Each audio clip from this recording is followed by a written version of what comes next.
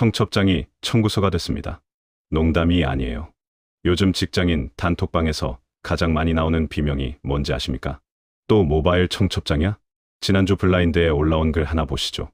입사 3년 차 직장인입니다. 4월 한 달 동안 결혼식 초대가 5건이 왔어요. 축의금만 최소 50만 원입니다. 이 사람 월급이 얼마냐고요? 세후 270만 원이에요. 월급의 5분의 1이 한 달 만에 증발하는 겁니다. 예전에는 국수 언제 먹여줄 거야? 이게 축복의 인사였습니다. 이제는 제발 청첩장 링크 안 눌렀으면 좋겠다. 이게 우리의 솔직한 심정이죠. 2026년 1월 현재 서울 예식장 평균 식대가 얼마인지 아십니까? 무려 10만 원을 훌쩍 넘겼습니다. 강남 일대 웬만한 곳은 12만 원에서 13만 원을 부릅니다. 여기서 딜레마가 시작돼요. 친구 결혼식에 가서 뷔페 한 접시 먹으려면 축의금 10만 원은 내야 하는데요. 10만 원을 내면 혼주는 손해입니다. 식대가 12만 원인데 10만 원 받으면 마이너스잖아요. 그렇다고 15만 원, 20만 원을 내자니 내 월급은 5년째 동결인데 남의 잔치에 이 돈을 태우는 게 맞습니까? 결국 하객은 안 가고 돈만 보내는 게 이득이라고 계산기를 두드립니다. 혼주는 최소 보증 인원 300명 못 채우면 어쩌지? 전전긍긍하죠. 대한민국 결혼식. 언제부터 이렇게 서로가 서로에게 짐이 되는 빚잔치가 됐을까요? 오늘은 축복은 없고 청구서만 남은 웨딩 산업의 씁쓸한 현실을 파헤쳐 보겠습니다. 첫 번째, 웨딩홀의 기형적인 구조와 거대 자본의 습격입니다. 지금 예비 부부들이 가장 분노하는 게 뭔지 아세요? 바로 끼워 팔기입니다. 대관료는 무료라면서 유혹해놓고는 꽃장식 500만 원, 식대 12만 원, 본식, 스냅 필수 패키지, 오후 2시 피크타임은 보증 인원 350명 강제예요. 아니 꽃장식 조금만 하면 안 되나요? 안 됩니다. 하객이 별로 없는데 보증 인원 줄여주세요. 안 됩니다. 예식장 입장은 이겁니다. 어차피 할 사람은 줄 섰다. 그런데 여러분, 단순히 수요와 공급의 문제일까요? 여기에는 잘 알려지지 않은 자본의 비밀이 숨어 있습니다. 최근 몇 년 사이 사모펀드 같은 거대 자본들이 전국의 유명 예식장들을 사들였습니다. 이유가 뭘까요? 돈이 되기 때문입니다. 이들은 예식장을 인수한 뒤 리모델링을 핑계로 식대를 2배 가까이 올립니다. 철저하게 수익률을 뽑아먹고 되팔기 위한 전략이죠. 우리가 내는 비싼 축의금. 알고 보면 신랑 신부의 행복이 아니라 거대 투기 자본의 배를 불려주는 데 쓰이고 있었던 겁니다. 실제로 한 커뮤니티에 올라온 글을 볼까요? 식대 13만 원짜리 뷔페인데 냉동 육회에 초밥은 말라 비틀어져 있고요. 맥주는 미지근하더라고요.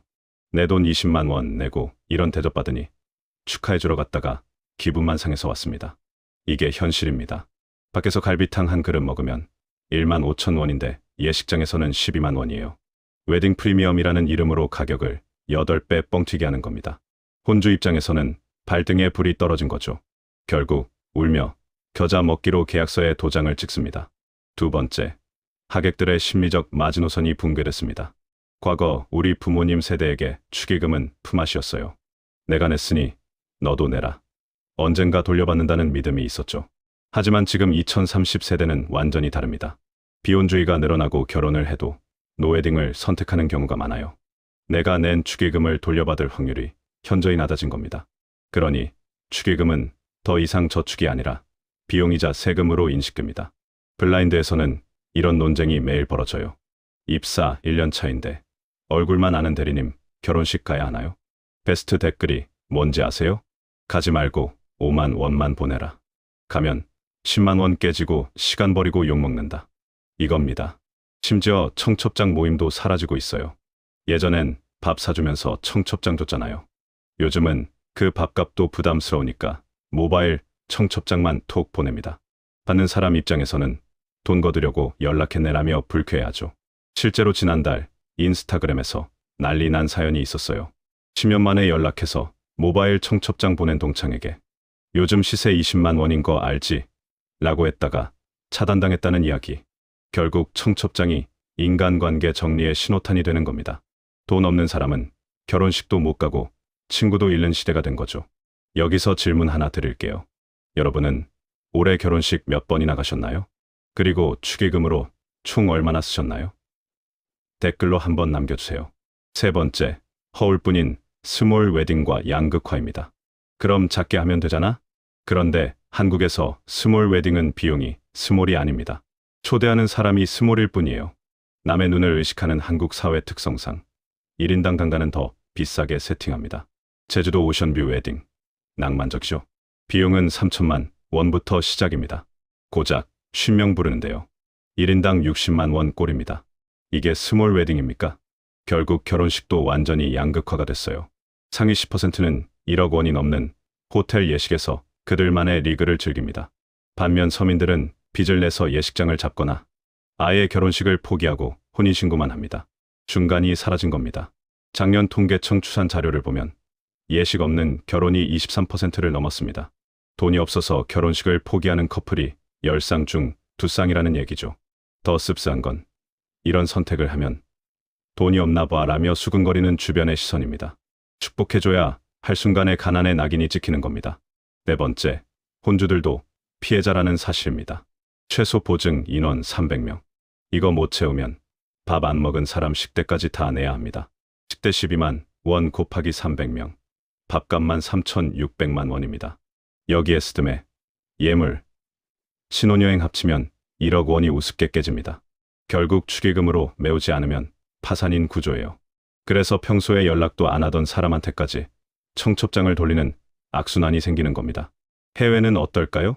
미국이나 유럽은 하객이 자기 밥값을 내지 않습니다. 결혼식 비용은 주최 측이 감당할 수 있는 선에서 내고 하객은 와주는 것만으로도 감사한 손님이니까요. 한국은 정반대입니다. 하객에게 돈을 걷어 비용을 메우는 비즈니스가 됐습니다. 이제 결론입니다. 결혼식은 한 사람의 인생에서 가장 축복받아야 할 순간입니다. 하지만 지금 대한민국에서 결혼식은 누군가에겐 갚아야 할 빚이고 누군가에겐 피하고 싶은 청구서일 뿐이에요. 웨딩홀 사장님과 투기 자본은 말합니다. 싫으면 하지마. 하객들은 말합니다. 내 코가 석자다. 혼주들은 말합니다. 남들만큼은 해야 하지 않겠냐. 이 세 가지 입장이 충돌하면서 남는 건 상처뿐인 인간관계와 텅 빈 통장입니다. 10년 전 주말 예식장에서 오랜만에 친구들 만나 밥 먹던 그 소소한 즐거움. 이제 그 시절은 다시 오지 않을 것 같습니다. 축의금 20만 원 시대. 우리는 지금 정칭으로 뭉쳤던 한국식 공동체가 돈 앞에서 얼마나 무기력하게 무너지는지를 목격하고 있는지도 모릅니다. 청첩장을 펼쳐들고 가장 먼저 드는 생각, 축하한다인가요? 아니면 얼마 내야 하지인가요? 솔직해져 봅시다. 우리 대부분은 후자일 겁니다. 그리고 그건 여러분의 잘못이 아닙니다. 축복마저 돈으로 환산해버린 이 자본주의의 민낯이 씁쓸할 뿐입니다. 여러분의 생각은 어떠신가요? 이 미친 결혼식 물가, 도대체 어디서부터 잘못된 걸까요? 댓글로 여러분의 솔직한 이야기를 들려주세요. 구독과 좋아요는 제가 자본의 이면을 파헤치는데 큰 힘이 됩니다.